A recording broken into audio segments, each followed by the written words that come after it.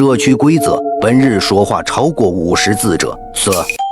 凌晨12点，小区喇叭突然响起，反复播放着上面这条规则。楼上邻居为表达不满，大声谴责恶作剧。可就在刚说满50个字的时候，他却突然停了，紧接着从6楼猛然坠下。这诡异的一幕直接吓住了整个小区。我的天！我刚想惊呼出声，却被一只大手捂住了嘴巴。转头一看，是我的合租室友小美。她一边比出噤声的手势，一边拿出手机疯狂敲字。没记错的话，加上之前的吐槽，你已经说了47个字了。而之前的广播的规定是本日说话超过50字者死。联想到邻居大哥的惨烈死相，我不禁浑身一颤，头皮发麻。我靠！小美急忙捂住我的嘴，重新敲了一行字。现在是49了。眼看事态紧急又诡异，我们急忙叫醒了另一个合租室友青青，她有严重的神经衰弱，必须戴着眼罩和耳塞入睡，因此哪怕刚才的广播和怒骂如此大声，也没能把她吵醒。起床之后的她忍不住小声呢喃，询问我们发生了什么。那你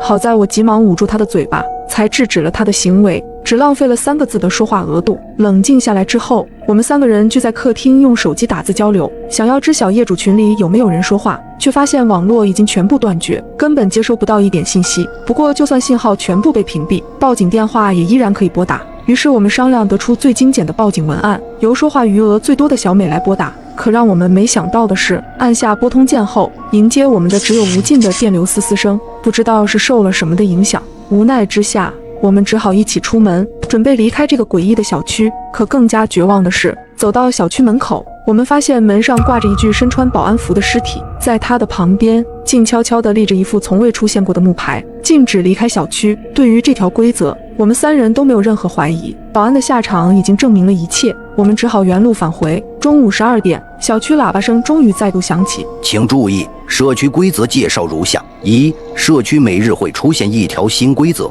新规则于0点通过喇叭发布，请务必严格遵守，否则当场死亡。2、每当新规则产生时，上一条规则自动失效。3、规则与规则之间不会重复。4、周边已布置高压电网，严禁离开社区范围。5、社区规则持续